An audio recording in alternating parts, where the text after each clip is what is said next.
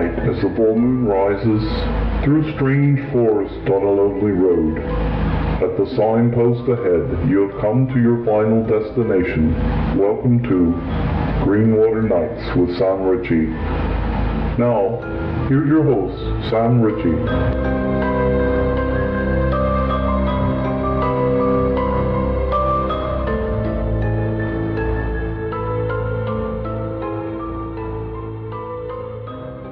Hello, my name is Sam Ritchie, and you're listening to Greenwater Nightz, broadcasting deep within the recesses of the Cascade Mountains, where normal and bizarre blend together, and what is taught as fiction, and where myth now becomes reality.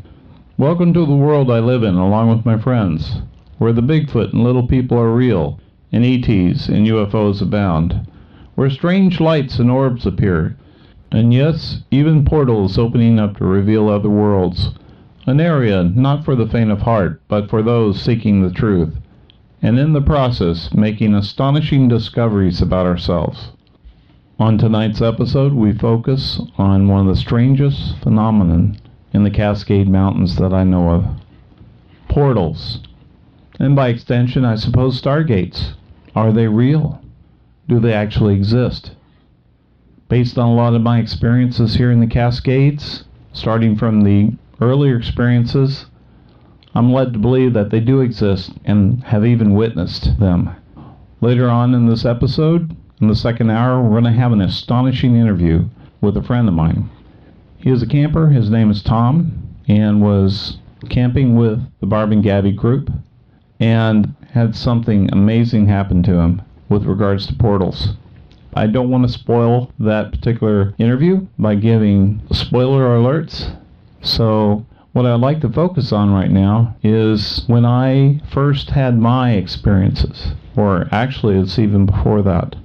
When I first moved to Greenwater, my first contact basically was Barb Shoop. And she was the one that related to me about her experience of going up the trail with her dog at the time, Gabby, and seeing something. She saw what looked like a mountain ape running on 2 feet, chasing after a herd of elk. She was questioning herself, what's the mountain ape doing up in the Pacific Northwest, before she realized that she was actually having a Bigfoot sighting. It would have been one thing if she saw this Bigfoot she witnessed running along and just kept going and out of sight. However, what she saw was the Bigfoot running down the way, chasing after the elk, came to a tree and was running behind it, and didn't come out on the other side, but was moving full steam ahead and just simply disappeared. So I filed that away in my mental folder for a little bit later on. As time went on, well, first of all, we're trying to understand how that happened, or what really happened. Did the Bigfoot disappear? Or possibly, did he enter a portal? That's the question. So like I said, I filed that away in my mental file cabinet for a little bit later. Just a little bit later on, Barb introduced me to a gentleman by the name of Dr. Matthew Johnson, who at the time was conducting his own Bigfoot meetings in the South Hill Puyallup area. So I attended these monthly meetings. I was really astonished by some of the experiences, and he had a particular area down in Oregon where he had some experiences early on, and it was a very terrifying experience with a Bigfoot, very large one, with the family at the time. So what I want to focus on, though, is we had these meetings, so I started going to them, learned quite a bit from Matt. He had these encounters at this particular area and would use techniques of cleaning bowls and gifting, just to verify that an animal wasn't taking the food. So he had these methods of being able to gather evidence that way. So at some point in time, this goes into 2014, that's the same time where we had all these experiences like Barb's cloaking Bigfoot, or as I alluded to, the portal and orb. I call it a portal. It's the light beams structure I saw in the same area the very next day That was in September of 2014. However, this other experience that Dr. Johnson experienced was in, I believe, June of 2014. And he had a couple of gentlemen with him, very noted individuals, very credible individuals. And they had an experience. They had an experience that one particular night. I spent some time listening to a couple of recordings from back then so I could get some common knowledge facts together. But the story pretty much is this. They kept seeing lights down the trail, glowing in the woods, and there were no flashlights. It was a very remote area, so it was pretty dark. So what happened was, whether it was that night or the next few nights, eventually they came across something that was pretty bizarre. It was an opening of sorts, with light coming from it. That's where the light was shining on the trees. And a couple of small beings were in close proximity to that particular, what I'm going to call a portal. And the best description, just me relating from what I been told, are about 3 foot high, red eyes, and were not exactly, they weren't Bigfoots. But there seems to be a dispute about the two folks that were up there felt that they were malevolent. Dr. J felt that they were just guardians of the portal, and had a difference of opinion about what was coming through the portal or what was guarding the portal at the time. But it comes down to one thing that needs to be said here. Whether you agree with what it was that came through the portal, there is some controversy associated with that experience. There seems to be two camps of people. I'm trying to be very unbiased about it myself, but what people need to understand, dismissing the what came through the portal, is the fact that their portal did exist. The portal did open. Why would you have competing camps that are disputing about what came through if it never happened in the first place? And it gave me the clues I needed from this particular experience of Dr. Johnson's portal that helped me to understand how they function and operate.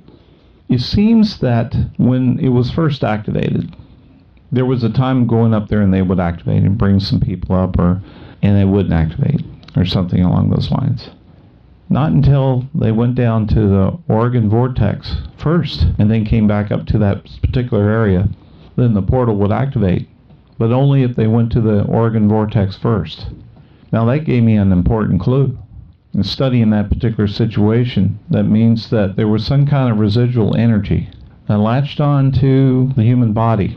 Somehow, some way, this residual energy was used to help open the portal. Much in the same way, if you take a piece of metal like an iron that's not normally magnetic, like an iron bar, and you force magnetism upon it by a coil or in close proximity to a very powerful magnet for a period of time. And once you disconnect the magnet from the iron, the molecules in the iron realign themselves, and thus that metal becomes magnetic temporarily for a short period of time. I think this is the same effect on the human body. Some kind of energy, not sure what kind, could be a very scalar type of energy, could have been something what they call chi energy. Whatever the case may be, it helped activate the portal. So then I got to thinking about that particular aspect of opening a portal, that humans can actually carry some kind of energy and do that. Then the Bigfoots must be naturally generating that energy to be able to do the same thing. Could explain why they're seen in a particular area and then they disappear. People often wonder where they live. They seem to come out at a particular time and then nowhere to be seen, nowhere to be found. People ask the physical questions, what do they eat and where do they live? And there's a lot of controversy around that too, in deciding what they are, interdimensional beings, physical beings, and the like. I'm kind of settled on something in between, that they still have physicality, but they have a way of manipulating their cells to vibrate right out of our reality and come back into it. But it seems like they do have these abilities. Now, just the fact that humans can obtain residual energy and activate portals is telling me that perhaps humans have the ability as well, but it's dormant. That maybe we're the ones left behind. the rest of these fantastic beings or cryptids that have these abilities and can cloak, step through portals, had these abilities all along, and that maybe at one time the human race did as well, but we lost it. Maybe that's what the fall was all about. They talk about falling short of the mark, or if you try to relate that in religious or biblical terms, I don't want to call it sin. Something happened to us where that ability atrophied and we lost it. You know something like that's got to be true. We don't even understand our own history. Oh yes, we're taught a narrative. From school, we're taught about a bunch of stuff, about cavemen. Well, it depends on which camp you're in. If you're in the religious camp, you're taught about a creation theory, starting out with two people and going forward. If you're the evolutionist camp, you're starting about by a single cell being on the earth, or organism, that somehow just manipulated itself into various beings that kind of got bigger and bigger and bigger. Over time, eventually became Cro-Magnon man, or the Enterphals, or some of the other ones that they've tried to classify. The cavemen, basically. Until we just developed into this finely tuned human being that we are today. That may not be the case. That may not be the case at all. I'm veering off topic a little bit because there's a lot I can veer off topic about. I'm trying to keep the theme of this about portals, but it's important to know that maybe we had these abilities, like opening portals. I'm going to get into that in some other episode. I really want to talk about Earth's history, about humans. Do I feel that we're naturally bred for the Earth? No, I don't think so. But that's a topic for another day. So going forward with the idea about the portal, that stuck with me about the ability of this energy to open the portal. Got me thinking about all these disappearances across the country, of people disappearing never found without a trace. A good source or a database of this information can come from the Missing 411 books by David Pleitis. Very good reference for all this. A lot of these have been solved, but then there's those that defy an explanation. There are cases of people walking, finding their footsteps, coming to a grinding halt, say in the middle of winter or some other time period. And they just completely disappear off the face of the earth. And then show up 8 months later without the knowledge of knowing what happened to them. Without any recollection of that whole time period. Did they actually step through a portal? If it was, it transported them location-wise from one spot to another spot of the earth. However, it looks like they can do something else. It seems that portals can also manipulate time. Can propel you into the past or propel you into the future. Obviously, people are going to say, no, that doesn't happen. But there are theories about alternative timelines, and personally, I'm of the belief about time travel existing. However, I also believe you can go back 20 years ago. You're not exactly going to end up in the dimension that we're in right now. So I consider separate time periods of our particular universe or reality as different dimensions. So if you go back and affect things in the past, it's not going to affect this particular dimension that we live in right now, the now. All that may happen is you're affecting some other alternative timeline with a different future. That kind of solves the whole grandfather paradox of going back in time, killing your own grandfather, and well, if you kill your grandfather, how would you have been born in the first place to be able to go back in time and kill your grandfather, and on and on and on and on like that. Alternative timelines seem to explain things pretty good without causing that particular paradox. I just talked to someone, a friend, who I may have her on for an interview. She has some very strange experiences here in Greenwater. And right now I'm focused on the folks that actually live here and getting their take on what's going on around here. She was just relating to me in the local bar tonight, before I started recording some of this first hour, that behind the place where she lives, there's a watering hole off the Greenwater River. Been there myself. Pretty nice little spot. And there's some trails that go around the river and then the backside of town, places like that. One day, mid-afternoon, she decided to take a walk down the trail. She recalls she gets to one spot of the trail and hears a stick knock. The very next thing she remembers is she's walking on a completely different road, about a quarter mile or half mile down, walking in the opposite direction back towards her place in the middle of the night. Hours pass by, and she has no recollection of what happened since she heard the stick knock to the point where she's actually walking back home. So what happened there?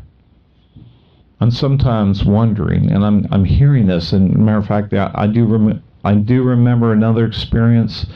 I'll stick to this particular experience, but I recall someone talking about having an experience of actually seeing things around them stop. What do I mean by that? Time stopped.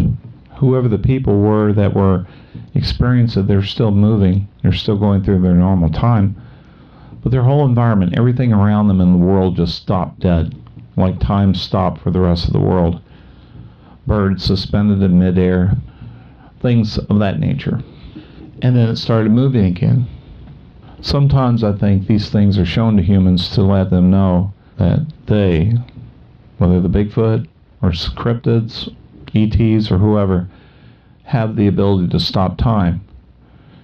Can you understand the ramifications of something like that? Back to our example of the one that was walking down the trail and heard the stick knock. And then it's the last conscious thought she had until the very next split second she's walking in the middle of the night down the other road coming back home. What happened during that period of time? Did time get stopped and she got temporarily taken? Or did time stop for her? The rest of the world kept going, and somehow she may have gotten abducted? Don't know. Did she step through a portal that changed things? Sent her through a location displacement. Walk in one part of the earth and end up in another part? And add a little bit of time displacement with it too, so 5 hours goes by in a split second. This stuff makes you wonder. And I'm thinking a lot of people that disappear in the forest. There are many people that disappear in the remote areas of the national parks. That's something that's not really publicly discussed, at least on an official level, that much. What's really happened to these people? I'm not talking about the ones where they found evidence of clothing or look like they were attacked by an animal, and they do find some remains. I'm talking about where there's absolutely nothing to go on. There's no clothing, there's no body, there's not even a split strand of hair to prove where they went. Where did these people go? Well, I referred back to Barb, of course, about the Bigfoot that ran past a tree and disappeared. As time went on, of course, I just referred to Dr. Matthew Johnson's portal experience and something about the energy activating these portals, this particular portal at least. And of course, I had the experience of the wind whipping up in the little field area that I call Field of Dreams on the 12th day of September 2014, the day after the cloaking experience, where I saw the light beams appear out of nowhere into the large orb that went inside of it, and then it disappeared. I'm thinking that was a portal by its own right. Is this where these beings come and go? Is this how they come into our world and disappear? It's hard to say. I'm starting to gather more and more clues about this because in my research I'm being led more and more towards certain conclusions. Then I came across something else. I'm looking over at the computer right now, and I started doing research about ley lines, about the energy ley lines. There's an interesting website called vortexmaps.com. What's interesting about this, I believe you can go on here and you can actually get an overlay. I'm trying to see where the link is here. It should be on here somewhere, but whatever the case may be, you can actually go and look at the website or go on Google and just simply look for ley lines Google Earth, and it'll come up with the overlay I found this and decided I need to load this on my computer because I need to see where these lines are falling. And sure enough, there's been a marked increase of weird phenomenon seem to correspond with the ley line just falling right past that area, or right through it. In our interview later on with my friend Tom, a large part of his experiences are going to take place that he's going to relate in an area, this particular lake on the other side of the Chinook Pass area in Cascade Mountains. I checked the map on the ley lines. The ley line goes straight through that lake. Matter of fact, the camp that he was staying in, it goes straight through the camp. And then you look at some other things on that map. First thing I thought about, what is the one area that people think about where people disappear the most? Well, the Bermuda Triangle, of course. So if you look at this map and you take a look at that area, what you find is all these ley lines intersect. They come together. A massive number of lines come together in these areas. And I notice other areas on the map where that's the case. They even have one up in Michigan. It's called the Michigan Triangle, I believe. I did a presentation about that. I remember distinctly seeing the map in the lake area there, and sure enough, I had a series of ley lines up in that area too. The one that went down through the area through Washington State, I wanted to follow it to see where it crossed over, and one area, of course, was Crater Lake. Well, it didn't take long to go on the internet and says, well, let me look up strange incidents that have happened over the years at Crater Lake. And sure enough, you had a lot of weird, strange stories. Some of them involved disappearances. Some of them involved other things. Check that out, because on the internet, it's pretty easy to find for strange activity in Crater Lake area. I'm just perusing through the map to see different areas. One thing that stands out, of course, that the largest intersection of these ley lines occur right in the Giza Plateau, where the pyramids were located. You see these monuments, these pyramids around the world. They all seem to fall right on these ley lines of energy. What were they used for? Were they sources of power for ancient civilizations that existed before us that were more advanced? Was it possible these might have been centers of huge portals or stargates that were used to traverse the universe interdimensionally or otherwise? I see one, I'm looking at the map right now, there's a huge intersection of lines smack in the middle of the Atlantic. What does that kind of tell you? Perhaps they might have been the location where Atlantis once stood. And of course the United States has a share of different places. One in particular that I noticed was in Kentucky. Bowling Green, of course I'm from Kentucky, actually has quite a number of lines. 1, 2, 3, about 4 different lines that intersect there. Salt Lake area definitely has a huge number of intersections. These areas correlate with high paranormal activity, with high disappearance activity, high Bigfoot activity, and, of course, high UFO activity. There has to be a connection. So I took this map and I wanted to see, referring back to Dr. Johnson's area in Oregon, where these ley lines would situate themselves with respects to the general area down in southern Oregon. Now, in particular, I don't know the exact spot, be honest with you, where that research area was. It was a well-guarded secret until some people felt it was necessary to expose it online to tell the world. And of course, that area is not being used anymore. However, I know that it's in the southern Oregon area and near the Grants Pass city area. So I wanted to see just in that general area how the ley line is situated. And sure enough, when you look at the ley line map, there's an intersection of 3 different lines about, I don't know, maybe about 50 miles north to northeast from the Grants Pass, Medford, Oregon area. So that's kind of telling me, well, they kind of didn't necessarily prove a theory, but it's greatly supporting one about the fact that the portal that may have been located there, or probably still is, in Dr. Johnson's area, had a lot to do with the fact that there was some powerful ley lines intersecting fairly close to that location. So can we draw the conclusion from all this that all portals are located next to ley lines? Perhaps not all of them, but I do feel personally that the static ones, the ones that have been there for eons, are probably situated in the same spots they've always been. Who put them there? Who knows? I'm always a proponent of advanced civilizations living on the Earth prior to ours. Or alien entities could have been the ones responsible for putting all this in. So that establishes one important point. Number one, location, location, location. Once a portal, probably always a portal in a particular spot. So what else did I learn about portals? And that's probably the same with stargates as well, too. I don't want to leave that out. There's not much difference. They're probably synonymous.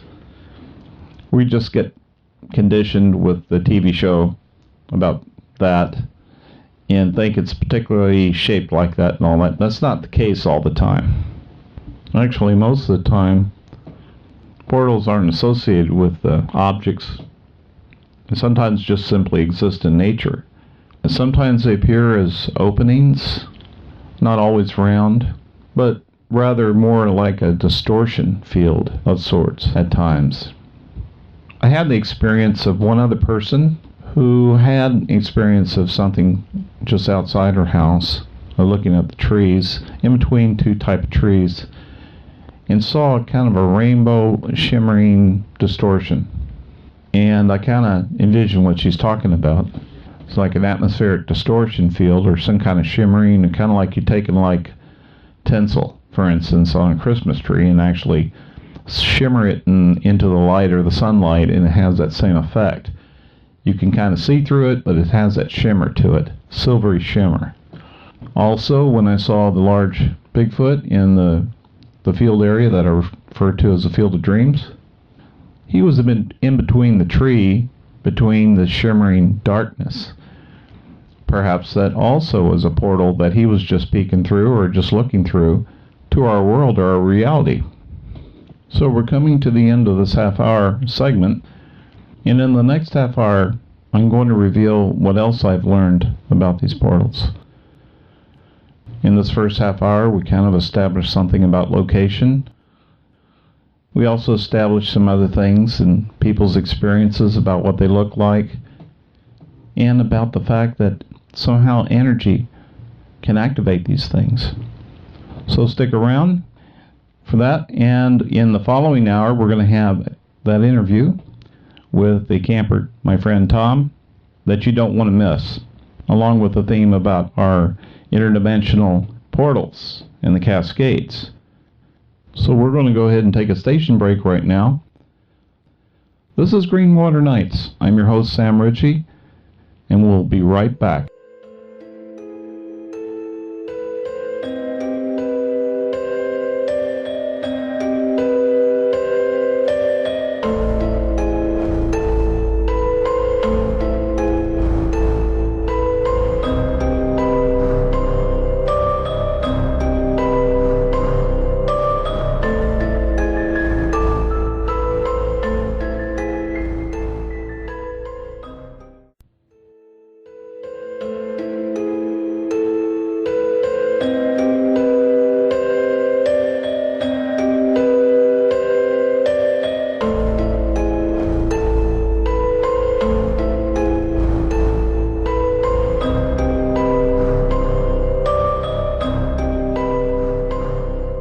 Hello, my name is Sam Ritchie, and you're listening to Greenwater Nightz. We're talking about interdimensional portals in the Cascade Mountains. For the last half hour, we talked about all the different experiences and some of the portals that different people experienced. What activated those portals? We learned about ley lines. And now, we're going to talk about some other things that I have personally discovered about portals. It has to do with starting with the fact that some kind of energy that the human body allowed the portal to be activated.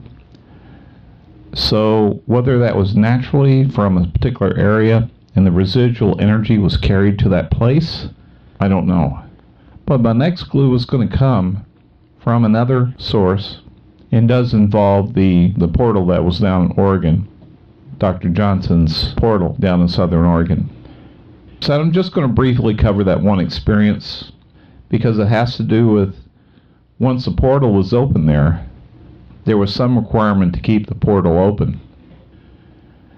Dr. J came in contact with an individual that had a particular machine that fit the requirement.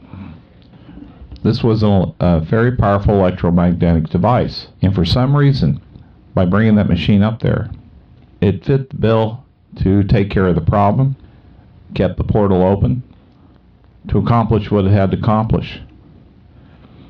Well, there's a whole backstory I'm not talking about, involving what actually took place because of the portal left open for a period of time, what came through it, and all that. That's not what this discussion is about. It's about a clue that was left because of that. I had a chance to talk to that individual that had built that machine, and I even attended the conference where that machine was actually displayed. I took a good look at it.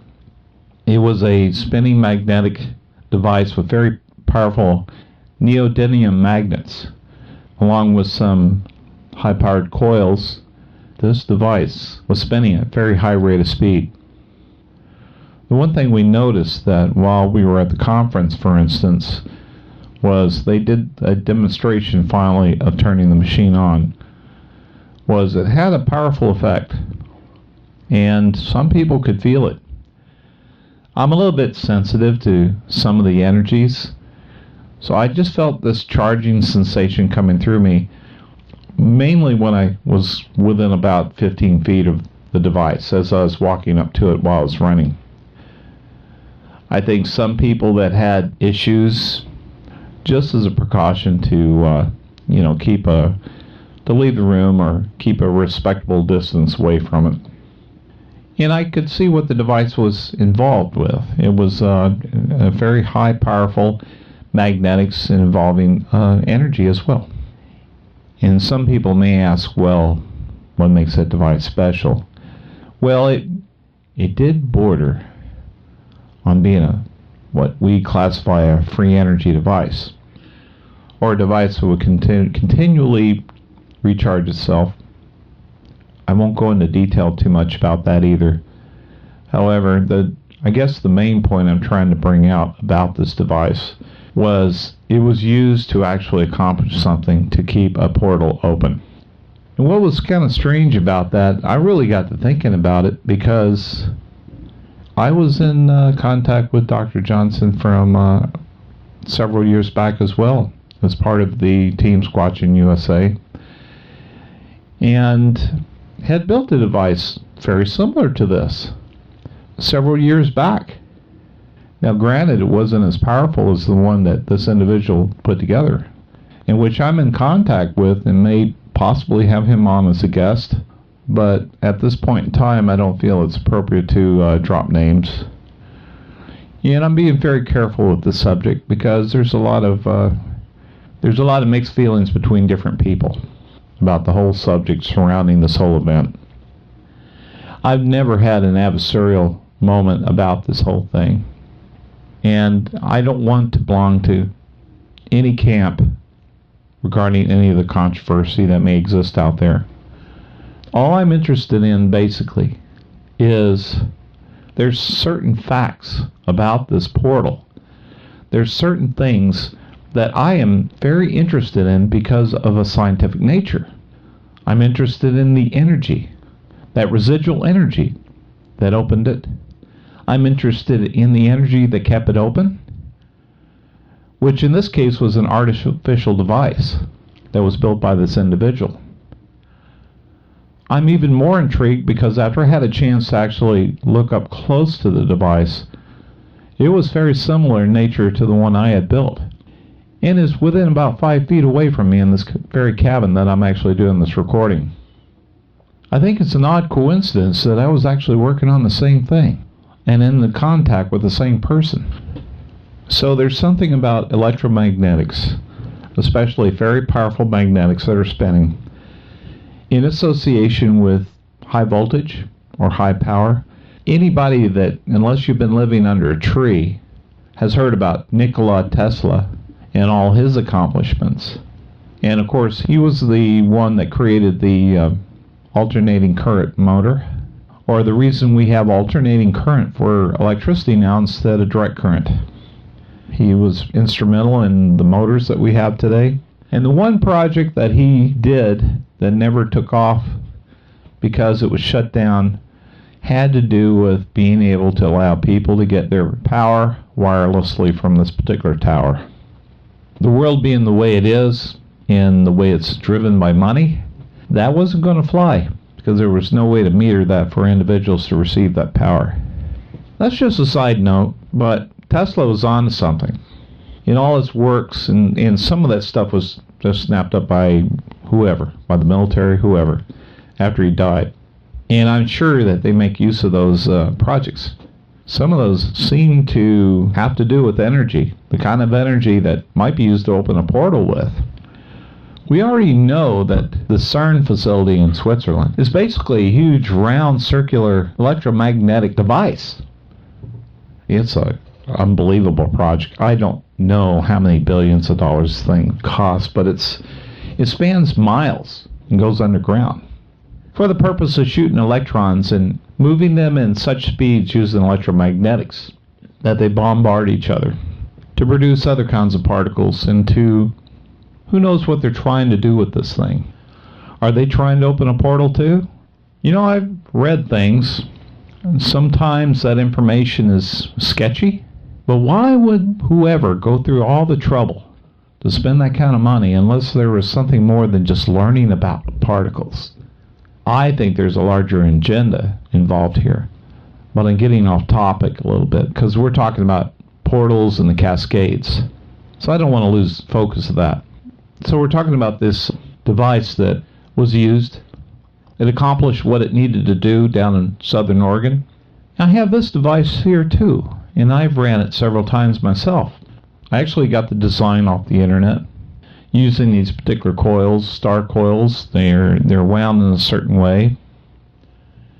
And I use these high-powered neodymium magnets as well on a bicycle wheel.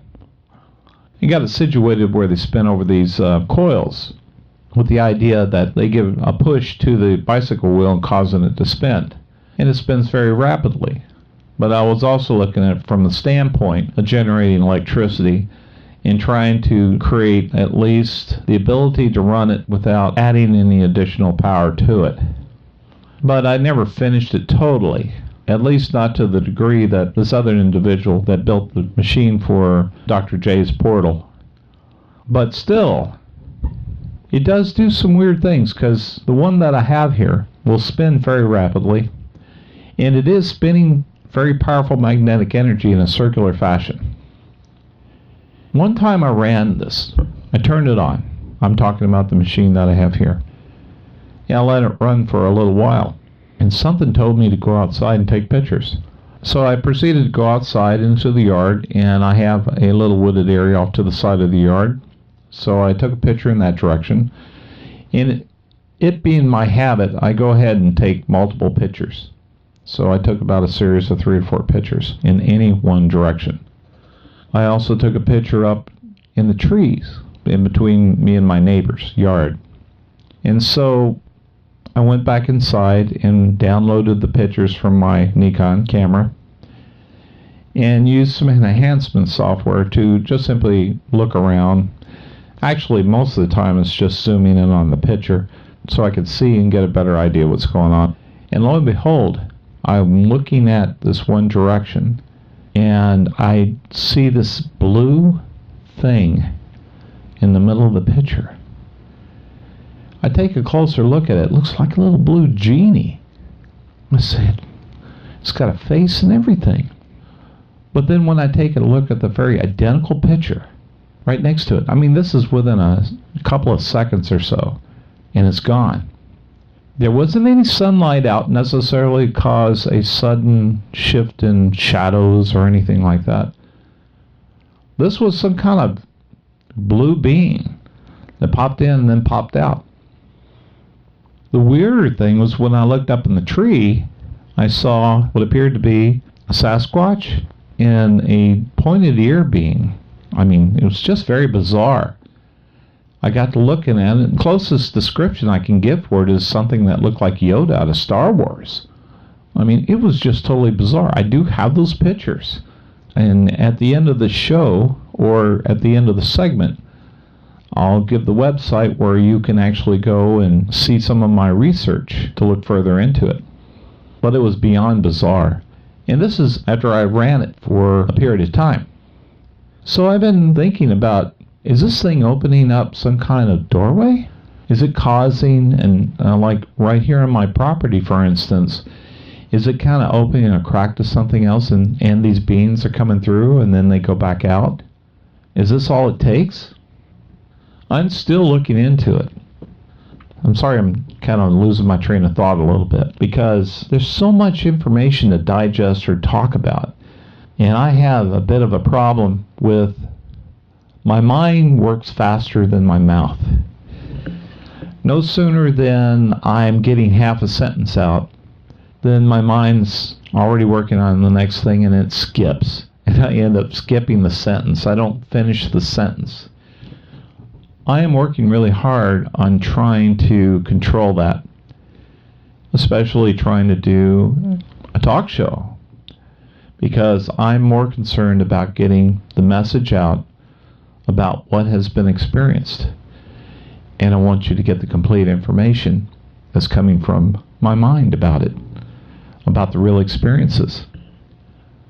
So going back to this machine, it got me thinking about the whole issue of electromagnetics. Well, I got to asking myself, well, there's other machines, there's motors, basically like a motor. But the difference is most motors don't use these very powerful magnets within them when they're spinning. In addition to it, most of these motors are encased in metal, like iron or some kind of protective metal, to keep the radiation contained within the motor so it doesn't go out and radiate. Well, that's part of the key, I believe, is that radiation is part of that. And it's even more pronounced when you're using powerful magnets that are spinning. And I think it's even more pronounced when they're spinning even faster. So you got a combination of voltage or power, and the speed of spinning these magnetics seems to have some bearing on this energy. Now, it could be the portal that's opening up, like on my property, for instance, when I turn this device on. Or it could very well be that when I do run this device, it's kind of like a homing beacon, because it's an unusual energy pattern. And the cryptids like Bigfoots, little people, and who knows, other beings that are out there can see this information, and I can see this energy emanating from my little cabin. So I believe perhaps part of it might be just simply curiosity to see what the heck's going on over here. Why is something coming from this cabin that they don't normally see coming from a human's domain? That's something to think about, isn't it? So I came in contact with an individual. His name was Stephen Gibbs. I heard of him from a long time ago. He was actually on the original Coast to Coast with Art Bell, and he had this device called the Interdimensional resonator that he had built, and was describing to Art about how this device could actually help people astral travel, and in certain circumstances travel through time. Well, you know, I'm pretty open-minded about a lot of things, and I wanted to talk to Stephen Gibbs about it. So I finally was able to get a hold of him, I believe about 2 years ago. I wanted to talk to him about this device. So I was on the phone with him for a good hour talking about this hyperdimensional resonator that he had built for sale. But then he also told me about some portal experiences in different parts of the country. And you know, just listening to him talk about that, it just was hard for me to process that perhaps he was making all this up. There was just too much information coming from him and his tone of voice and everything that this would be an elaborate ruse for no reason if it wasn't true. Does it work for everyone? No. And I honestly bought it 2 years ago. I have it sitting back over here along with the other machine that I built. And I've used this HDR device several times. But it has everything to do, since it's a radionics device, with energizing your body with that same residual energy that I talked about earlier at the Oregon Vortex that allowed the activation of the portal down there. And I believe under the right circumstances, it could be accomplished. It's just simply finding the key. That's, no pun intended, that's the key. I'm very tuned into the research. I think there's something to this. I'm pursuing it even deeper because it's all trying to find out about the mysteries of what these portals do. And I guess the real issue is where they go to as well. I know for a fact that these devices perhaps act as a crutch for us, since some of our own abilities have atrophied over the years, over the eons probably. And using these devices to energize our own bodies to actually do the same thing that the Bigfoots naturally do already, to activate portals. However, we're operating on a level of ignorance about the whole thing. And even if we did have the energy that we're trying to use, we have no mastery over the type of energy, or the right frequency, or the right pattern that the frequency needs to be in for these things to take place. There's so much more to learn, but I believe we're on the right track. In a future episode, when I interview my other friend, Anita, I'm going to talk about an experience down by the ocean that did involve some interdimensional beings. And some of the things they revealed to me through an unusual method of communication. It gave me some more insight about how these energy patterns work with respect to portals. But we'll talk about that then. Now as we're coming to the close of this half-hour segment in a few minutes, I want to talk about a third factor that's involved with the activation of the portals. The first two, of course, were about location, as far as the static portals that are in place on the ley lines, for instance. The second factor was the necessary energy that acted as the key to activate these portals.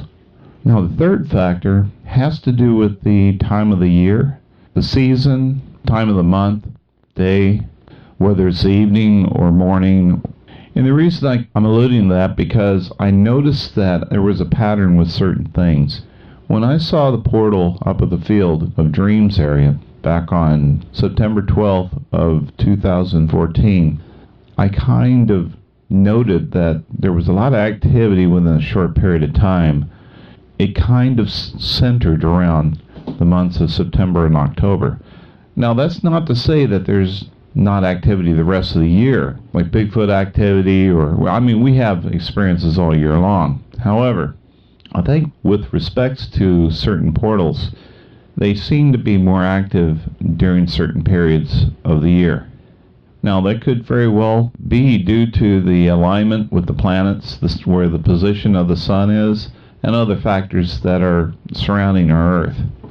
But I did notice that as each successive year went by, there seemed to be more activity around that time frame, like September and October. As a matter of fact, the experience of my friend Tom, who is going to be on in a few minutes, took place in September. I believe it was around September 14th or September 15th of last year. And I've also noticed that through each years, for instance, it was September 2014 that I saw the portal and the orb go into it. And it was the very next year that I noticed that there was when I went to record a video of me walking down the trail to recount my experience about that portal, there was some kind of strange activity that seemed to whip up around that time period as well. And what I caught on video at that time was some kind of shape-shifting entity that was observing me from the side of the tree. Very, very bizarre. And that was around August 22nd, so it was a little bit earlier than that, of 2015. But when September rolled around, about September 9th, which is not just a few days from September 12th of that event, I walked through the field area and I turned around to take a picture, and Later on, when I looked at the picture, there was two entities standing in the field of dreams. One kind of looked like a Bigfoot, and the other one was kind of a very 6-foot-tall alien-looking. I'm thinking it's female, but could be something else. But it was very distinct. It was not a Bigfoot. It was definitely a very ET-looking individual. The funny part about it is I walked back through when I backtracked, and nothing was there. It was gone. So how did they come and go? Well, I'm thinking that during that time period, it's like an interdimensional gateway. They come and go through these portals there. So I know for a fact there's something going on there, and it's a high-energy vortex area as well. I actually had a psychic friend that came up there and actually could feel a wall surrounding this place, almost like a dome. And the other strange thing that does happen there is when I go up there to play the flute, and for no apparent reason, when I'm sitting and playing in a certain spot, the flute has a very resonance as if I'm in a chamber hall. And I can sit in other parts of the forest and never have that effect. But there, it resonates. What is it hitting that's causing that effect? That's still going to be a mystery. I'd like to solve that someday.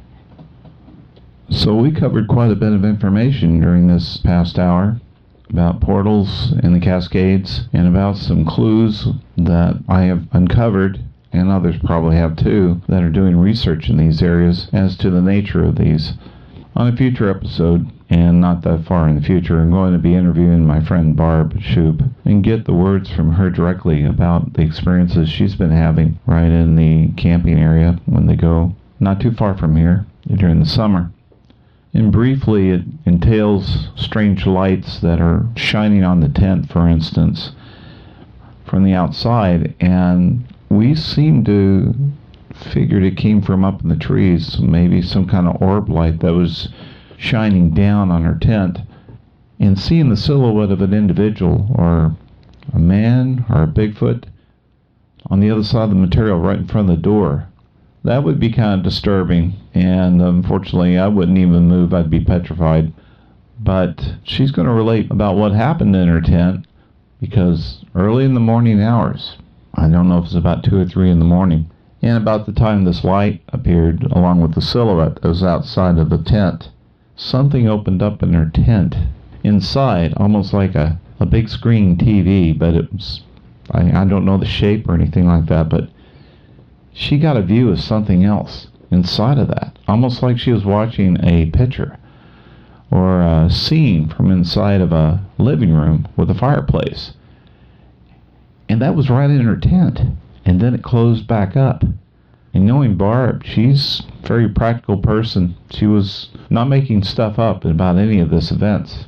When the Cloaking Bigfoot took place, that was really a game changer for her. And ever since then, not only with her, but our little circle of friends that come up here quite often are all having these kind of experiences. Every one of us are now having the most bizarre experiences, and we're trying to make sense of it. So I only have a couple of minutes left with this segment, and I want to briefly talk about where you can find more information about my research. I know Greenwater Nightz is another avenue for me to dispense the information. However, I do have a website I've had for several years called planetsasquatch.com. You can go there and actually find a resource of previous talk shows I've been on over the last few years, as well as articles, blog articles I've written, and also links to pictures that are on previous shows that I've been on, and the like. So we also have a Facebook group called Planet Sasquatch, and a YouTube channel is Planet Sasquatch as well. So this is all just purely for research. It's all about trying to get information out to people.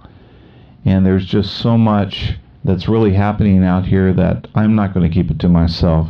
You know, I'm fully committed to trying to tell the truth and tell people about what's going on out here. There's a lot of work involved, of course, in doing a talk show like this.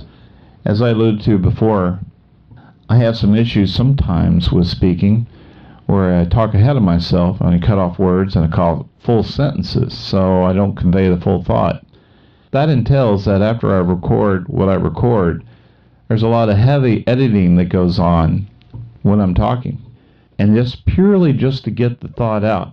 I'm hoping in the near future with practice that that's not going to be the case, because there's a lot that I need to say and there's a lot that I need to convey as well. So in the next hour, we're going to have our interview with my friend Tom after the station break. So, you're listening to Greenwater Nightz. I'm your host, Sam Ritchie, and we'll be right back.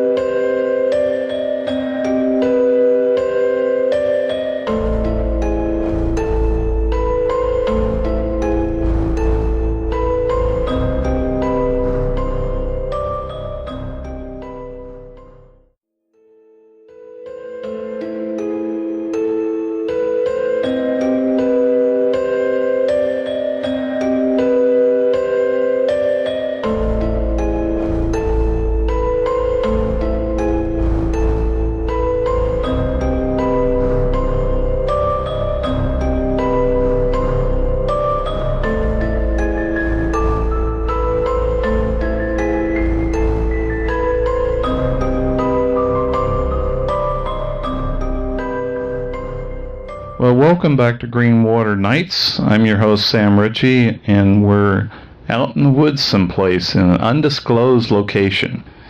No electricity, no cell phones, and a prayer that my laptop's battery is going to survive the interview I'm going to have with a friend of mine. So, we're going to be talking right now with a friend of mine. His name is Tom. How long have we known each other? About a year and a half. It's a very short period of time, but boy, there's a lot of things have happened in that year and a half. But we made an acquaintance at a Barb and Gabby camp out. I think that's the first time we met.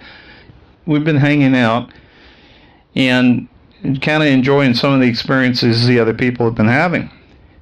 So I think we want to talk about some of your experiences and maybe some of the ones we shared first.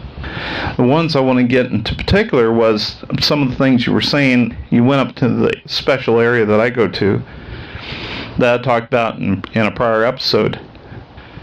You were saying that you just, were wishing you had some experiences like the other folks did. And so it'll probably come, sooner than you think. Yeah. So we decided one evening, we're going to pick it up from there, because that's where it really gets interesting. It was first part of September of 2018, so it was just last year. Anita came down, my friend, and we decided, well, let's go up at night, in the evening. Did we go up there at night, or was it the lady? It was like 12:30, wasn't it? Oh, it was really late. It was late, yeah. Yeah, so the same place where I had all the Barb had her cloaking Bigfoot, and where I saw the big guy between the two trees. We went ahead and went up the trail with our small flashlights pointing toward the ground and made it up to this little area, the field area. We had some music equipment with us. Actually we had two drums? Yes, and we also had sticks and a flute. Oh, that's right. Okay, so I had the flute. We had the two drums and the sticks, just making sounds with sticks. So we started drumming up a storm about 12 midnight, wasn't it? Yes. And it was completely dark, but it was just, it was great sound. I wish we had the recorder up there and recorded that. That would have been great. You know what I mean? Yeah. As we were doing that, how long? We were probably doing it for about 15 minutes at least, wasn't it? Yeah. It was about at least 15 to 20 minutes. Okay, and so all of a sudden, as that's going on, I'm looking down at the creek, and all of a sudden I start seeing these little white lights appear. There were two of them in two separate places. I'm thinking, well, at first I thought that I was looking down at the bottom of the hill where the residences were, or street lights, because they can be seen down. But I said, wait, that's the wrong angle. There's nothing in that direction except the creek area, and I'm seeing these two lights. Well, I got bad eyes, obviously. I saw just a couple of bright white lights, and they were kind of moving around a little bit. So I said, Tom, come here. You want experience, just come around to me. So I pulled you around in front of me. I couldn't see anything except for those lights. And so I pulled you in front of me and said, now look straight ahead. And now tell me what you saw. I saw what looks like, and it's kind of weird, it's basically a glowing green Sasquatch-looking figure, probably maybe about 6 or 8 inches big. It looked like it was way off in the distance. It almost, yeah, go ahead. It was walking back and forth like it was almost wanting to dance or something. It was just bizarre. And instead of getting apprehensive about it, I said, okay, I'm just going to go with this, and let's just see what happens after this. Right. My eyes were bad. All I saw was just plain lights, and said, well, you're saying there's a little toy soldier guy getting up, jumping up and down off the thing. I said, wow, that's amazing. Yeah. So that was the, and he kept doing it. He kept doing it for a while. They were really entertained. And, of course, that's the same area where I've had not only the experiences with the eye shine with the Bigfoot showing up there. We also had the little people. I know for a fact there's little people there in that little area. And it's about the same height that you're describing. Well, I'm thinking 3 to 6 inches, but that's close enough. Yeah. Whatever the case may be, someone was impressed with what we were doing, and they were letting us know. So that was a great experience, I think, for yourself as well. I've had a few over the top ones myself, but we all kind of shared that one with Anita too. And she saw it as well. So that was about I imagine, a week and a half maybe away. Well, it was a prior weekend, I think, because you had a camp out over in the other side of the pass, at Bumping Lake. So something happened there, because that was the Barb and Gabby camp out that you were participating in. And of course, you had your car. You were spending a lot of time. I think you were just sitting in your car, weren't you? Yeah, you guys had warned me that after this experience that I had, that I was probably going to be seeing a little bit of some more activities. So I think it was maybe a day or two later after the experience that we had, I was sitting over at the 73 on some, by the camp out that we go over there, this camp. And I'm looking at these 2 trees. It's dusk, and I got my lights on. And out of nowhere, I'm looking at this tree, just glancing over, and this face comes out of the tree. It's almost like something like one of those medieval faces, like the tree, when the tree has a face, like it's medieval looking stuff. I don't know, it's hard to explain. It came out of the tree, and I go, was that at Bumping or over in the 73 road? It was on the 73. It was a day or two after we had our experience. Oh, okay, so on the way to, and because this is explaining what what happened with. All of a sudden, things started happening, and that's the first thing that happened. And I went, nah, my eyes are playing tricks with me, and it went away. And it came back 3 different times, and I just went, okay, this is real. I mean, so it looked like the face was. It looked like the face was emanating, coming right out of the bark. And, yes, it grew right out of it. And then retracted back into it. That's correct. Yes. Wow. What did it make any movement or smiles or anything or any just kind of a weird. Man, it looked like a cartoon. I mean, it was just bizarre. A cartoon character of some sort. Not a Bigfoot necessarily. Like a tree cartoon character type thing. But you're looking right at the face, and it comes out, and it had eyes and a mouth and nose and everything. And I'm looking at this thing, going, "No, this can't be going on. This is, And it happened like at least twice. So. I go, okay. And then I'm just curious about what time of day it was at dusk. It was probably around right before dark, maybe 8 o'clock, 7:30, whatever that time period was back then, right before it got to be dark. Right before it got dark. Yeah, right at dusk, yeah. Wow. Yeah, and I know that things happen out where we're sitting right now. Things have happened here too. That's correct. We were just camping out here just a couple of weeks ago, and 2 weeks, I guess about 2 weeks ago with Anita and another friend, and he was sitting in his Jeep, and at about 5 in the morning, he saw this brilliant light in between Anita and my tent. Saw this brilliant light and a silhouette of a Bigfoot that was swaying back and forth. So all he could do was just look and smile and wave, hey, how's it going? And it just continued to do it, and then it just disappeared. I'm thinking maybe it was maybe it was a light portal or something, and you was stepping through it and then kind of step back through it again. What else would the light, what would the light be? Kind of like you're in a dark room and you open a door, you know, and all of a sudden it's bright behind there. Maybe it's something like that, you know?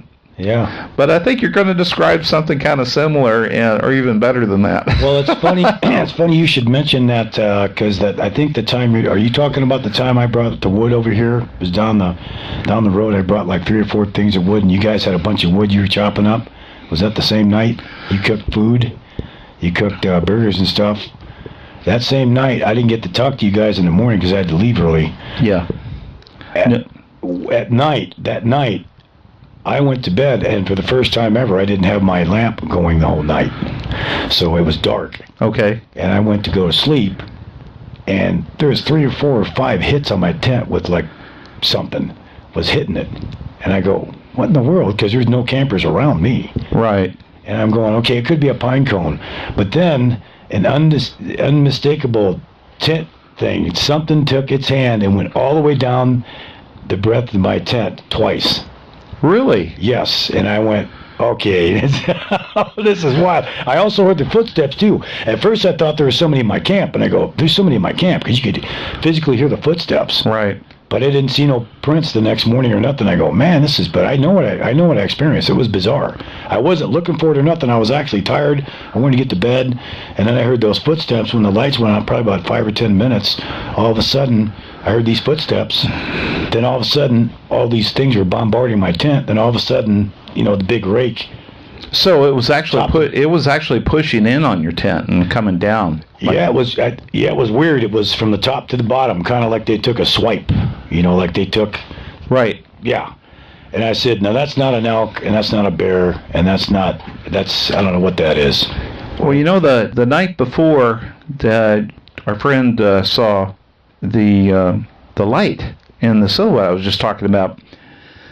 I wasn't sleeping very good, but when I finally did, in the middle of the night, I was actually dreamed I was laying in the cot, exactly in the same place where I'm at. I'm thinking this is real, and I'm laying there, and all of a sudden I get this, all of a sudden like something's pushing in on my tent, and I'm thinking, my best reaction is not to react, and I'll just go lay here, and everything will be fine, But then all of a sudden, it pushed in further, and then all of a sudden, the other side of the tent looked like it was folding in on itself. And then all of a sudden, it seemed like the whole tent was wrapping around me and kind of suffocating. I don't know about suffocation, but it was tightening its hold on me. I said, it was either lay there and take it or react. So I screamed out. I yelled out, and I woke myself up. I went, ah! And then I was awake and everything was gone. That was a nightmare kind of. Never had nightmares before. And I never dream about me actually being in the same spot that I'm dreaming I was awake, like laying in bed. So it was like something happened and all of a sudden I went back to where I was at. So that was very bizarre. But anyway, so it never fails to amaze me, things that go on out here. And it's not just here, the 73, especially the 73 road. Oh my goodness. I'm going to be talking about a lot of those. I probably, since the interview's being done ahead of time on the second hour, I'm probably going to relate some of the stuff in the first hour, usually giving my personal experiences about things before the interview. So anyway, so that happened with the vase coming out of the tree a couple of times. And that was right after you saw the little guy jumping up and down. That's correct. It was like a night later, 1 or 2 nights later, that was it. Wow. So the camp out, I guess you want to talk about the camp out as it's coming up, or at that point? Yeah, at that point, I wasn't able to make during the week the camp out itself in September of last year, but I made it on a Friday. Okay. And I showed up at around, it must have been about 3 o'clock. And I think it's called Camp Rock, right? Camp Rock? Yes. Yes. And Rock Camp. Or Rock Camp, or whatever it's called. Yeah. Mm-hmm. So that thing's kind of a, it's an area where there was three areas you can camp at, but they're kind of close together. It's almost like a big circle in a sense. And on the far, I guess it would be the far end of it, there is Terry was there with her grandson, and then 2 other people, Peter and this other gal, were back behind me, and I was in the center, right next to this mound that had a trail that goes back into the woods. So that's where I had my Jeep parked, and that's where I had my tent parked right there. So to start this whole thing off, when I first got there, I went down and I did a no-no. I saw those snapped trees. There's 2 of them that were at a certain height, and they were snapped down at like a 45 or some kind of an angle. Right. And then there was 2 logs that were blocking this trail. And I just said, whatever. And I jumped across them, and I went all the way back and all the way around to this big giant mountain face that has a bunch of rocks all over the place. And that's where I did some meditation and prayer and stuff. And that was Friday night. I remember that spot. It's up that trail, and it just looked a whole bunch of rocks, and it goes up the face of the mountain at that point. You can't go any further. So at that point, it was pretty much kind of quiet until 1 a.m. Everybody else was asleep, and I was up drinking Diet Coke and eating caramel popcorn. Okay, this is where it gets good, I think. This is the first night, though. This is Friday night. This is Friday night, okay. And I hear all this pitter-pattering around my Jeep like there's a herd of people walking around. And I go, aha, and I pull my lights on, nothing. And I go, are you kidding me? You know, because it was just like as if you and I were trampling around somebody's car, and then you turn the lights on, you'd be able to see them. There was nothing. Your lights didn't work? My lights worked. I turned my lights on to try to catch these guys in action walking around, because there's at least 3 or 4 of these things walking around my Jeep. Your headlights, right? Yeah, I turned my headlights on. There was nothing. Nothing. They wouldn't come on. The lights came on. There was no Sasquatch, no nothing. Oh, I see. So whatever was walking, all of a sudden the lights, it was like nothing's there. Yeah. Okay. But you could hear it. It was plain as day, right next to the door. Right. I mean, it was, and it wasn't just one. It was like a herd of them. It was like an army of them. And wow. I go, what in the hell? So I thought, I got these guys now. So I turned the lights on. This is Friday night, right? Right. I turned the lights on, nothing. I go, man, okay, well, I stayed up a little longer, and that was about it. Nothing happened. And then Saturday occurred, and Saturday during the day, that would be on, what was it, the 15th of September, I believe, of Saturday of last year? Yes, I think during the day, and my camp, like I said, there's this trail that walks down right where my little tent was, and they had blocked it off, and I had told you that the previous Friday night at 5, I had taken off and walked around. Right. Well, this time I started to walk down it, and I stopped. I heard all these tree breaks and stuff like that down towards where Terry and her grandson were massive tree breaks. So I go walking over to her camp, and they stop. Now, you said it was midday? Midday, yeah. Midday, yeah. So I keep, and every time I get towards her camp, they just stop, and I told them, come on, guys, because I knew they were out there. So I go back to my little tent there, and they start up again. So I said, okay. So I started walking down that trail, and I got down to the blockage point where the trees are blocked off. And this time, I wasn't going to go forward because I had this radical microwave buzz hardcore thing hit my left ear. It just was like that. Oh, yeah. And I went, whoa. And I thought maybe there was a bunch of wasps in this log or something, and I went, oh, wait a minute, man. And so I stepped back about 4 feet, and it disappeared. So I went right towards the blockage, the trees across the trail again, and it started up again. So whatever it was, in my opinion, did not want me crossing that barrier. So I backed off. And that was during the day on Saturday. So like I was telling you, this whole thing just starts careening into this activity that we're getting ready to talk about now. So we'll fast forward it to I'd say it's about 1 o'clock in the morning on Saturday, Sunday morning. Saturday night, Sunday morning. Okay, so we're talking about 3 in the morning or 2? Yeah, it's careening towards that. Okay, there's a pattern here. So once again, I'm drinking Diet Coke, and I know. I'm going to have a sip of my own over here too. Popcorn, Yep. And I'm waiting around, and all of a sudden, in front of me at about 1:30 in the morning, I see this giant black. It was so black out there, it's hard to see anything, and you know this. Mm-hmm. But I saw something blacker than the black, and it looked like a giant human being or some kind of a figure that was black standing in front of these guys' pickup truck in front of me, probably about 50, maybe 75 feet. Right. And I'm like, whoa. And I'm trying to focus my eyes on it and stuff, and it's standing there for a while. I don't know, maybe 5 minutes, maybe 3 minutes. So it's darker than dark. It's black, pitch black. Yeah, but you could still see the silhouette. It was kind of bizarre. Right. So, and then it just disappeared. And then that was at 1:30. And then it came to be around 3 o'clock, I believe it was. 3 o'clock is when all of a sudden out of nowhere, here's this little green guy that I saw over at the Field of Dreams. Right, and just for our listening audience, we're referring to the Field of Dreams as kind of a coined term for the area where we were actually playing the drums and everything. Yeah. So the two little lights you saw on the creek. So you get a revisit from the little guy that you saw, and you see him in where do you see him exactly? Well, at first I'm trying to figure it out. I go, wait a minute, it's 3 a.m. I'm tired, but I'm not that tired. Okay. And I look, and at first I thought it was somebody taking a green lamp, using the restroom, trying to go someplace. And I go, no, that's not. No, wait a minute. And then I look again, and I go, wait a minute. And it was in my rearview mirror, and it was that little Sasquatch-looking green man walking back and forth, just like he did when we were playing the music for him. And I went, is this really happening? Really? So did you whip around real quick to see if it was actually... Yeah, at that point I said, wait a minute, somebody's playing a joke. So I looked in my rearview mirror, and I turned around and looked on the sides and everything else, and nobody was awake. Everybody was asleep. It was pitch black. There was nothing. No lights, no nothing. Nobody was up. That's it, right? Right. And I go, okay, this is weird.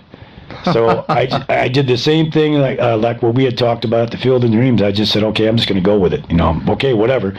So this thing keeps walking back and forth. And then I don't know what happened, but I guess my mind wasn't even on it. But right when this happened, probably right when my mind got everything together, but this is probably all that happened within about 3 to 5 minutes of even that.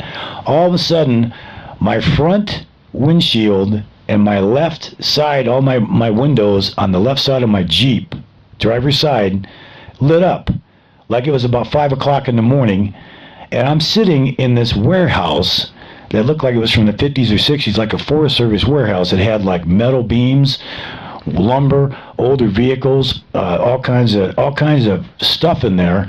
And I go, all right, wait a minute, this is too weird. But the weird part about it is it was so real that I didn't want to open my car door. I was kind of scared for a second. I went, well, okay, well, I'm going to go with this.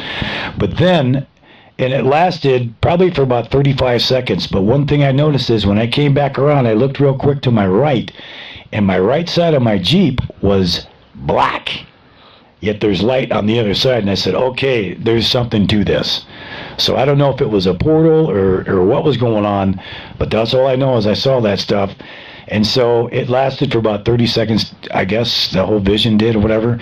Then it went black, and I went, wow, that was bizarre. Let's talk about that one vision or thing that you had. So it's completely black on the passenger side, and I imagine behind there too. The front windshield is where you're seeing the scene of the warehouse and on the driver's side. So you're in a panorama. It's almost like the car is in the warehouse at that point. That's correct.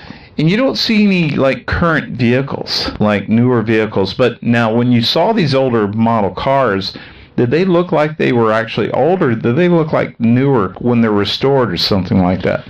No, they look like they were from the 50s or 60s. Well, I know that. Did they look like they were newer, though? In other words, I'm alluding to maybe time.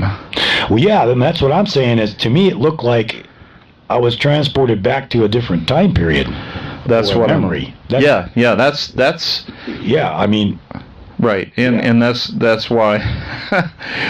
Well, at least you had popcorn. You had Diet Coke. I mean, seriously, what better movie could you ever possibly have sat in and had a real experience and enjoyed it? I wouldn't have gotten out of the car either. You know what I mean? Yeah. So you said were you apprehensive at that point about what you were experiencing? At that point, because I'm seeing it, during this whole time period, this guy's still walking in my mirror. Okay, so this is a continuous thing. Yeah, it's like he's there, and this is all going on, and I go, this is bizarre. Right. So I'm just going to go with it. So then, probably a minute later, another vision happens, or whatever you want to call it, and this one kind of disturbed me because this one was like, it looked like rock camp, but it didn't. It looked like I was transported to a completely different place in the forest. All of a sudden, there was these giant boulders where they're not supposed to be. It looked like if you were to take rock camp and just change it and just like totally rearrange it, but it was still there. It looked like like I was even out of state. It was bizarre. So it seemed like you were in a different region of the country, maybe. That's correct.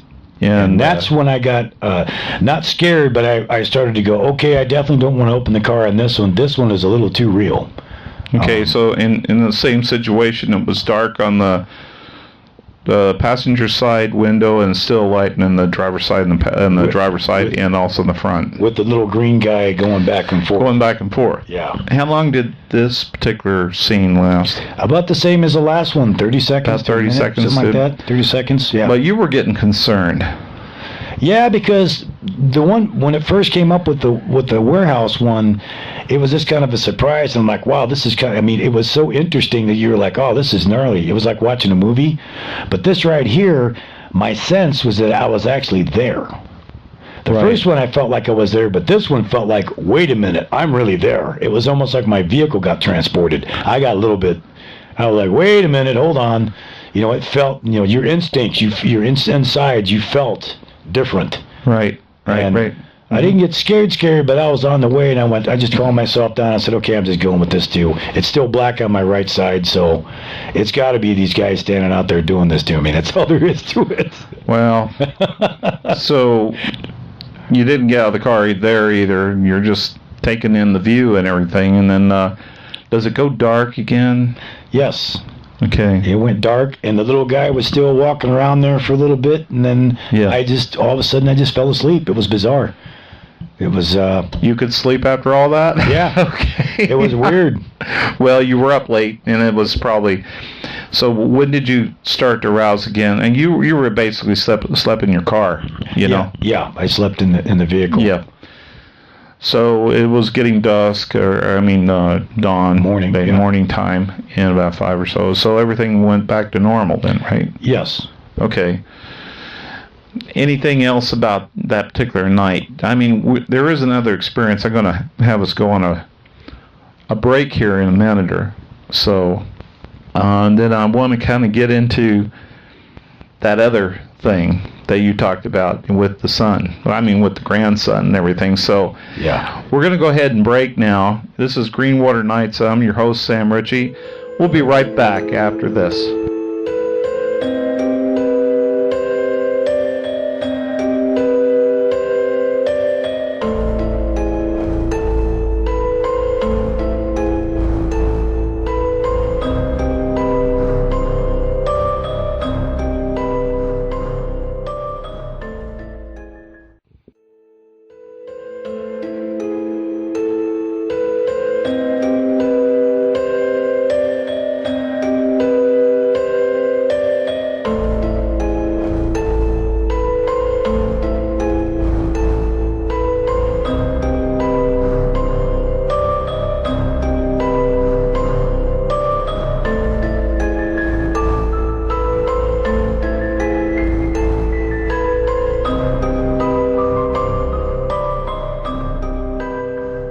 Okay, welcome back.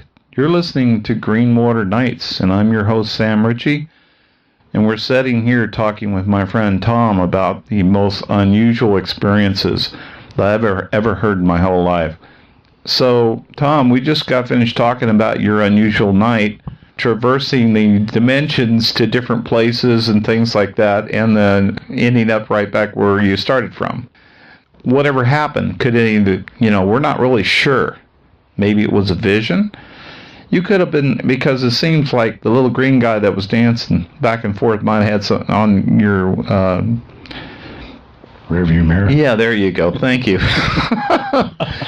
Might have had something to do with it, or it could have been the very black silhouette figure that was standing on the right side of the car. But I know it didn't stop there. Matter of fact, were you anxious to jump right out and tell everybody about that experience in the morning? No. Okay. All right, but you ended up doing so. Kind of tell me what happened. It wasn't just you. Okay, yeah, this is a little bizarre, and I didn't want to say anything at the morning meeting. Everybody talks about their experiences, and this little kid, He's Terry's grandson, this little kid. I guess he had an experience. He actually saw one of those guys in the trees, I guess, on Friday during the day. And then his experience, he talked about what happened Saturday night with him. He had a vision. Well, I found out about it, but I didn't. We didn't talk about it in the morning yet. I just have, but I was told by 3 different members I needed to talk about this because this kid might feel kind of goofy just talking about what happened to him, and no one else had that. So you did share it with a couple of people, probably. Yeah, I shared it with a couple of people before the meeting. So when the meeting showed up, the kid, he talked about what happened, and his experience was at about 1 to 1:30 in the morning. Mm-hmm. Sunday morning, approximately the same time I saw the black silhouette by their vehicle on the left-hand side. That's where he was at in the back, sleeping right there. And he had said that he experienced looking down a hallway, and there was like this squatch face or a face looking at him with a smile, and down through the hallway were all the things that he liked in life, all the different things he liked, and one of the things at the end was showed his graduation, all kinds of weird stuff. So how old was he? I was 10 years old, maybe. Okay, so it's almost like a future vision of his like a high school graduation at the end of the tunnel. Yes. Maybe. Yeah, something. So wow. Yeah, so when I heard that, I was like, okay, I don't want to talk about this, so I'm going to go ahead and talk about it. So I talked to everybody about what happened to me, but the tied-in thing is that I actually saw a black silhouette at their truck during the time period that he's having this vision, standing beside it, and it was big. So I'm like, because I was awake and they were all asleep, see? So so he's the one around this campfire talking about all this, right? Yeah. And so did he talk about a second tunnel, or was it just one tunnel? The only thing that I remember was basically just him in this hallway. Okay. With all these different things in it, all the stuff he likes in life. And, wow. And a little face down there. I guess, and the strange thing about it is it's almost as if whatever gave him this vision and put little things in there to keep him calm so he wouldn't, get upset. It's almost like it was... Wow. Yeah, it was bizarre. I'm speechless about it. and for me, it was a confirmation. He had the vision at this particular time, dream, whatever you want to call it, and I saw the silhouette beside his vehicle. And that's why I was suspect. Why, when I had my vision, how come I saw out the windshield in my left-hand my driver's side, yet my passenger side was black? And I said, this guy's standing out here doing this to me. All right. So he's kind of, because your car, he was basically in between you and Terry's vehicle. I think you. Yeah. I'm in between those guys, so I'm actually seeing the front of her vehicle, but I'm seeing this thing standing on the left on the driver's side of the vehicle. Right. Yeah. So then you decided to go ahead and share your experiences during the camp. Yes. Fire? Yep. Wow. And exactly what we're talking about right now. Yep. And so all of this is kind of tied in because I had mentioned earlier of how I broke the barrier on Friday afternoon by going through these block-offs that the Squatch like to do. And, I just walked through it and went down and went to this rock face and was doing some prayer. And I mentioned to you that on Saturday during the day, I got stopped by this microwave thing in my left ear. And there was activity, so they didn't want me going to that area. Well, I took a different route to that rock face to pray in the morning, and on the Friday when I went through, all these structures had appeared, big. One of them had these tree structures went all the way up to the top of some of the other trees. That's how big they were. They were just tremendous. And one of them was upside down, so they technically broke the tree and put it upside down. It was unreal. Okay, so you actually did you actually see the roots upside down the tree? I saw a broken. I don't know if it's part root, but you could tell that it was the trunk was at the top. Oh my goodness! Because I saw something like that before up on. Some time ago with her friend Courtney at her place, and we took up the top of the hill there, and in addition to seeing a larger footprint we saw a tree that was planted in the ground with the roots sticking out from the top on the side of the hill. It's such an incline that nobody would have done that. Yeah. So very, very bizarre. So they, in no uncertain terms, they seem like they're leaving these signs for people let them know that, yes, we're out here doing this.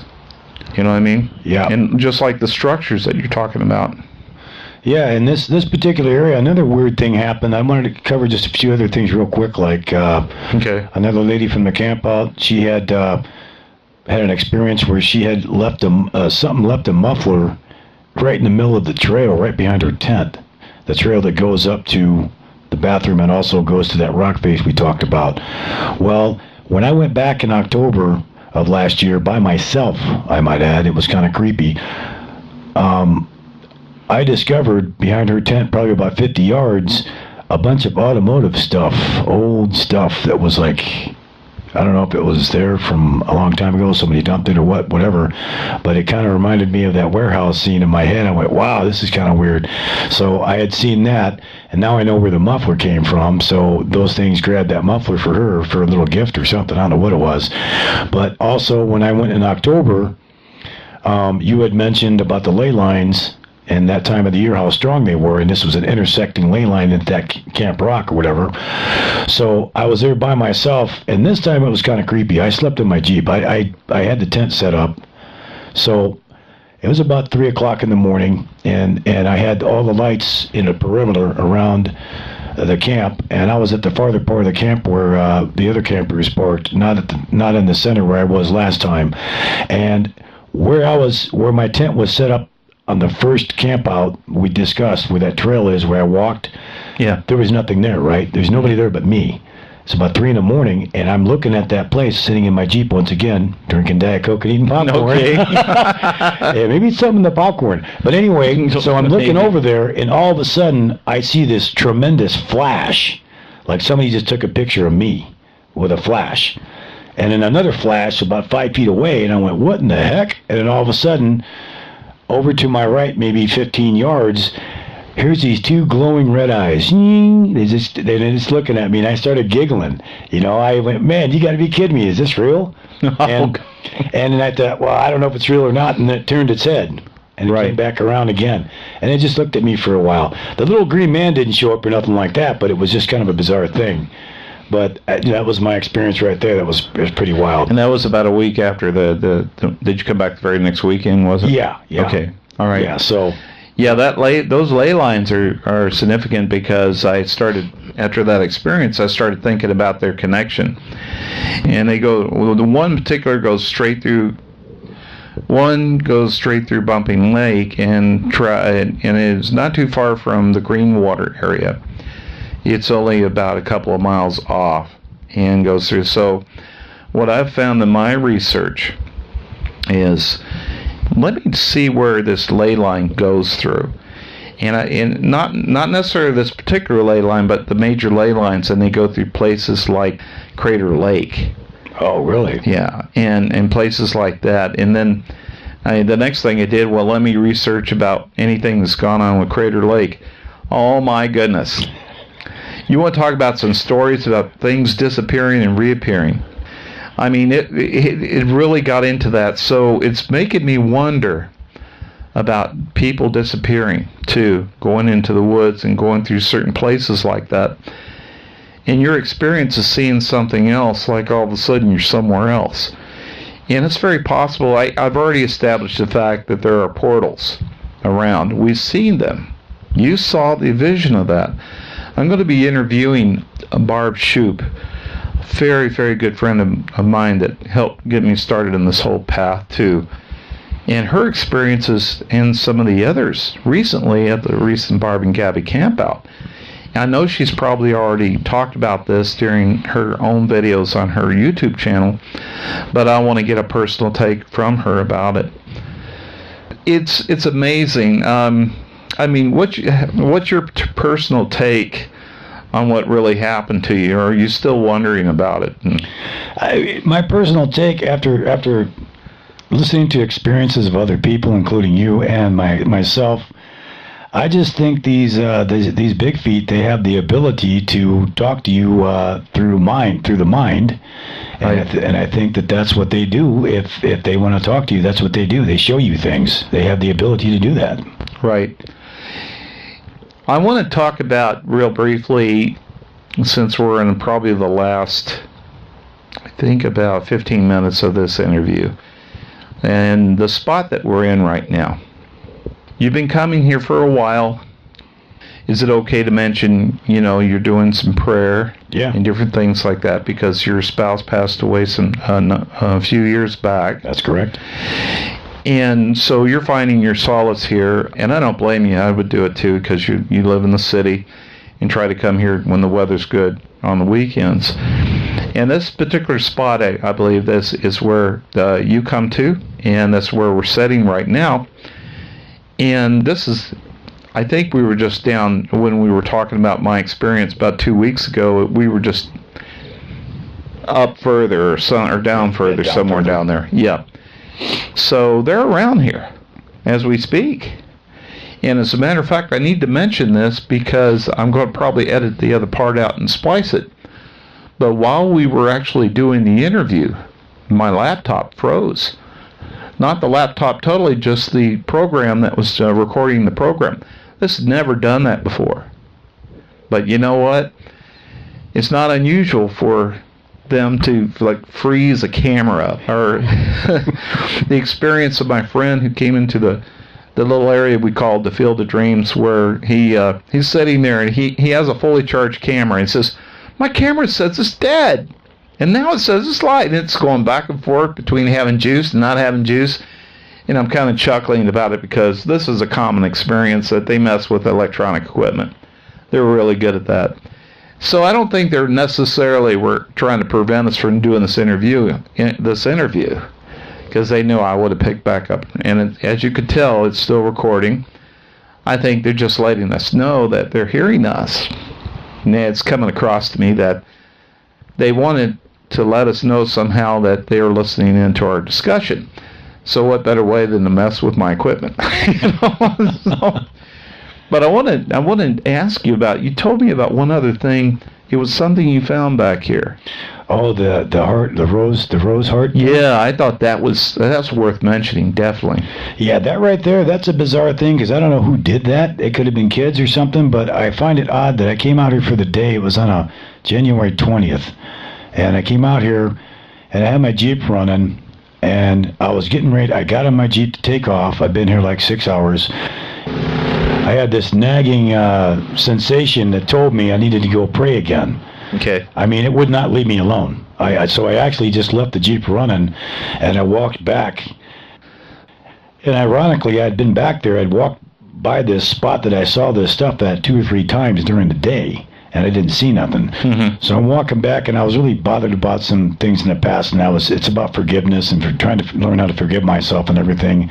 And during the time that I'm praying this, I look to my left, and I see this red, looks like moss over in the distance, probably 50 yards. And I go, as I'm praying, I walk towards it. Right. And as I'm right in the middle of stating about forgiveness, here in the middle of this winter, in the middle of this forest, sits a rose petal heart. It's a heart made out of roses. And maybe some kids did it, whatever. I just found that really weird that I was urged to go back and pray, and I find this thing. It was just so bizarre. You know, a lot of times I see things like that and says, why would someone go to so much trouble unless someone actually had a wedding or something and they decided we want to be married with heart petals, Yeah. But it's getting close to winter. Where do they come up with all these fresh red petals? And even if they did, the fact that I got told you need to see this. Right. See what I'm saying? I got told you need to go now. So you had that kind of voice in your mind. Oh, it was absolute. I left my Jeep running. That's how bad it was. Oh wow. Okay, so you went back there. I saw it too. I came back out here immediately and saw the rose petals, and it did form a heart. Now here's the bizarre thing. I know you could probably tell me. We came back here later. 4 days. 4 days, and they're all gone. Yeah. Or they're all totally skewed. Oh yeah, they were gone. Yeah, it was weird. You know, if it was just done by humans, for instance, it'd probably still be there. But who goes back and takes the trouble and removes them? Yeah. You know, that's the part that really perplexed me about it. But I figure it was worth mentioning because it's all these little things that happen that are important. You know, whether it's... Go ahead. Well, there's another thing that I think I mentioned to you. It was last year. I was sitting here at 3 o'clock in the morning once again. Right. Right where the Jeep's parked, and it's the lights. I had my lights on with the trees right there. And this black, like a Bigfoot, but in shadow form. And it comes walking through the trees, not, like a shadow goes over the trees. It goes over a tree, over something. This was in between. It was like a ghost or a shadow that walked in between these trees, got to the railing right there that you see, and it just disappeared. And I go, all right, now I'm tired. It's time for me to go to bed. Well, guess what happened? Right after I said that, it turned around, reappeared, and went right back to the same direction it came from, in between the trees. And I go, holy smokes! That was. Well, bizarre. They say they walk in the shadows, and it's just. The part when they're actually going through trees, or you're relating the experience where the face comes through the tree, it just emanates right out of it. Well, one of the there's two things that happened here before I even met you guys. One of them was, I think, and this is bizarre, was January 19th, 2017. Or 2017, yes. I was out here, and I saw that there was a piece of paper. There had been snow for 3 months out here, and it just so happened that this campground was clear of snow. I saw this piece of paper. It was the itinerary for my spouses and me going on this cruise, and I got instantly, my ears are ringing right now. Oh, no. No, you were telling me about that. It's like out of the blue. Yeah. Here's this about this cruise as a, like... What's it doing out here? What's it doing out? And you didn't bring it. No. So I freaked out, and I'm thinking, did somebody steal this out of my house, or did I lose it sometime? I don't carry that stuff around. That was. It didn't drop out of your car. I mean, it was. Yeah. So I see this thing. I pick it up. I dry it off and put it in a Jeep, and I instantly go into grief. So I'm sitting at the picnic table, and I'm reading some biblical studies and stuff, and I got real relaxed. Then all of a sudden, right in front of me comes this big crow and flies right overhead. Right. Not a crow, I'm sorry, a raven. Right overhead. And I'm like, wow. So I'm continuing on. And all of a sudden, to my right 2 feet and to the back 2 feet, I could sense it, was a panting dog. Real heavy. Just real heavy. Right. And it was almost an animal that I knew or something. It was kind of bizarre. It felt friendly. So I'm thinking, okay, this is just somebody's dog that's lost. And then it hit me. This is about 3 p.m. on a Friday. There's nobody in the park because I just drove all around looking for wood. And I'm thinking, okay, this might be a coyote. I turn to look, and there's nothing there. There's nothing there at all. No dog, no prints, no nothing. And then later on that night, things started getting really weird around here. I was seeing black shadows and all kinds of stuff, so I kind of felt uncomfortable. I left for 2 hours to go to in-call. I came back and it was mellow. Still seeing some shadows and stuff. And then I related this when I first met Barb, and then that's when I got started in on this thing. But another thing that happened is taking my dog way up north on the mountain over here. She got lost in the middle of the night, and I found her. I went through a bunch of weird stuff. One of the things that happened was this weird electrical charge that was going across over my head about 8 feet. Halfway down this mountain looking for my animal, and it was the atmosphere changed from normal to almost like a green, weird atmosphere. I knew things had changed. Something's not right, and I don't know why. I just thought UFO. I don't know why I thought that. Then after that happened, I could hear my dog to my left way off in the distance. I heard my dog to my right way off in the distance, and I'm just standing there.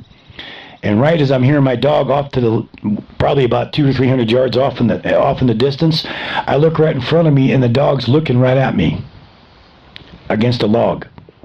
What about the look? The dog was petrified. His eyes are like it looked at me like, what just happened? It was right. It was gone all night. No whining, no crying, no nothing. You know, that happened to another friend of ours. That they have a small dog. I think I forgot the breed, but it's a very small dog, and it totally disappeared. And they even checked the room, and it could not find the dog anywhere. They came back a little bit later, and because the door was closed to that room, nobody else was in the house. They opened the door, and the dog was there, and the dog was petrified. The dog looked like the same thing, was in shock or trauma, and they literally had to take it to the vet and everything.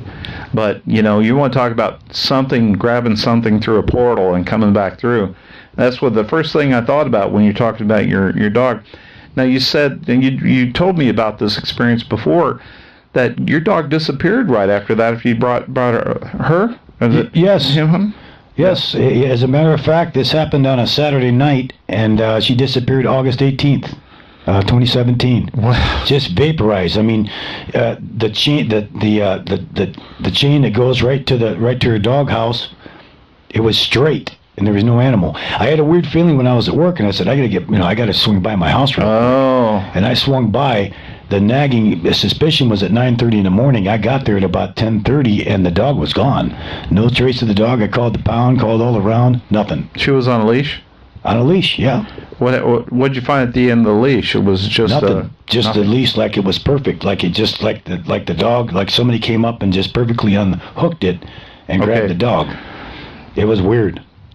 You want to chalk this up to kind of like a alien abduction of some sort, maybe. I don't know. I don't know. The dog was extremely intelligent, and it was a seeing eye dog. And the thing that bothered me was when I had that experience with that weird buzzing sound, that electric thing on top of my head. Right. I knew I'm telling you right now, that's not electricity. That's something else. That's something not from this world. And the atmosphere changed. And when you're standing there hearing your dog way off in the distance, and then you're looking right at it while the sound's going on, right. You're going, okay, what the hell is going on here? And the dog is scared, his eyes wide open. I picked her up and got her up there. I didn't know anything about these things that I've been learning back at this time period. I knew nothing about it. You had one other thing that we talked about. We were talking about how you were in the warehouse and you saw the older vehicles and things. And I'm always alluding to some time travel issues through some of these portals. You know, going to the past or to the future or whatever. You know, there's some signs of that being possible. And we talked about that one trail we went down off the 73 road when I never went with you, but you and Anita, I believe, took that down to a really hard place to get to, and you just didn't go any further. You found that orange can, that orange soda can. Fanta, yeah. The Fanta can that had been out of circulation for years, I suppose. Yep. But it looked like it was drank, but the can was not even deteriorated. Hardly. Very little. Looked like very little rust. Yeah, which is unusual. First of all, you know, someone might say, well, maybe someone took the can, they had a case of it for the last, 20 years or so, or 30 years, decided to drink some of it. I don't think that would be possible because soda's not going to last that long, first of all. So the fact that it didn't have rust or anything is also making me wonder, because you had a feeling about that area as well. What if it had something to do with time, you know? Did I mention that can's gone? Oh, it's gone now? It was gone, I think, the third time I went back. It just vaporized. It's disappeared. But it was in a particular spot that nobody had any reason to pick it up or anything. Yeah, it's gone. Wow. And that same area I told you about right before the blockage, the compass spins. It was spinning in two spots. Oh, yeah. Yeah, you were telling me about that. I walked back where you could see the can and walked back past that about 25 feet, and then the compass started spinning again. And one of the things I've learned that the compass, when it spins like that, is usually an indication of some kind of energy vortex. Well, I'm trying to connect the dots. I mean, the whole purpose at this point for the show, Greenwater Nightz, is to document all the different experiences of what we're experiencing out here in the Cascades and correlating all that information together so that we can get a better picture of what's really going on. Obviously, there's intelligences beyond our belief, that are involved here, whether spiritual or physical or interdimensional. But those of us like yourself, me, and a handful of other people in our group seem to be contactees. We continue to have experiences, and I think that's by design, by purpose. There has to be a reason. I think we're all being led to do certain things. Yeah. It's really exciting, actually. It's almost like participating in a really high action-packed movie where you're part of the movie, but you don't know how it's going to end. You know what I mean?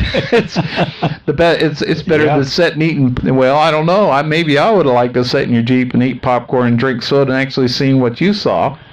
But in my last episode, I talked about the light beams in the portal that I saw in 2014. So I've had several of my aha moments, especially about the UFO that the guy was manipulating with his finger, from that was beyond, so there's a connection there too. So is there anything else that you might want to add before I conclude?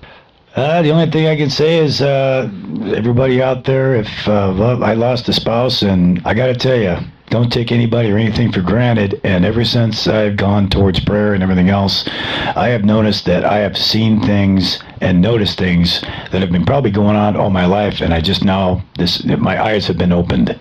And I know that your eyes have been opened. Right. And if your mind is open, you will see the truth. And the truth will set you free. Definitely.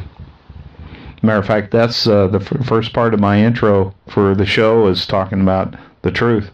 Anything that's on this particular show is all actual experiences, is not made up. It's the real deal.